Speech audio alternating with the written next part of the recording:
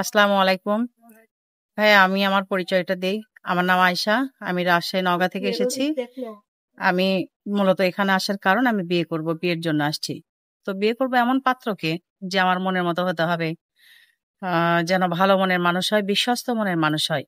এরকম একটা পাত্র পাইলে আমি বিয়ে করব। যদি কোনো হৃদয়বান ব্যক্তি থাকেন তাহলে আমাকে বিয়ে করতে পারেন। আমি আমার হাসব্যান্ডকে ভালোবাসবো, মন দিয়ে ভালোবাসবো। ঠিক আছে? প্রিয় দর্শক, আসসালামু আলাইকুম। প্রিয় দর্শক, আপুর কথাবার্তার যে ধরন এবং বাচনভঙ্গি যা শুনলেন আপনার ইতিমধ্যে সম্পূর্ণ কিন্তু ভিন্ন রকম। আপু দেখতে যেমন চমৎকার, তার হাসি কিন্তু অপূর্ব মিষ্টি।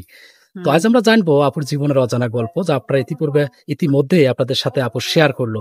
আসসালামু আলাইকুম। ওয়ালাইকুম আসসালাম। তো আপু, আপনি তো আপনার পরিচয় দিয়ে দিচ্ছেন, তাই না? জি।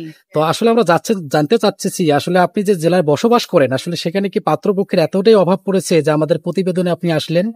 জি ভাইয়া, অভাব পড়ে নাই, আছে। কিন্তু ওনারা আমার কাছ থেকে যৌতুক চায়। আমার বাবা মারা গেছে।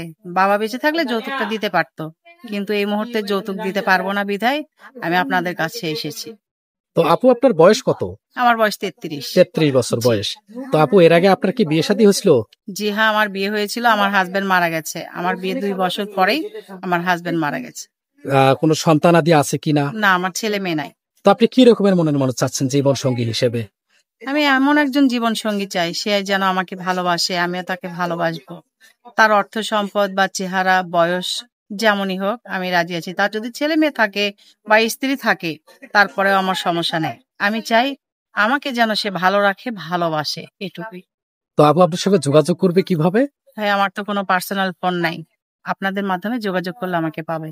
প্রিয় দর্শক, এই মুহূর্তে স্ক্রিনে একটি নাম্বার দেখতে পাচ্ছেন। নাম্বারটি চাইলেন কর্তৃপক্ষের নাম্বার। এই নাম্বার হোয়াটসঅ্যাপ ইমো দুটোই আছে। তো আশা আপুকে যদি আপনাদের ভালো লাগে অথবা বিয়ে করতে চান, অবশ্যই চাইলেন কর্তৃপক্ষের নাম্বারে আপু কি স্ক্রিনশট পাঠিয়ে ভয়েস করবেন কে কোথা থেকে বলছেন। অযথা কেউ ফোন কল দিয়ে বিরক্ত করবেন না। আপু কি নামাজ কালাম পড়েন?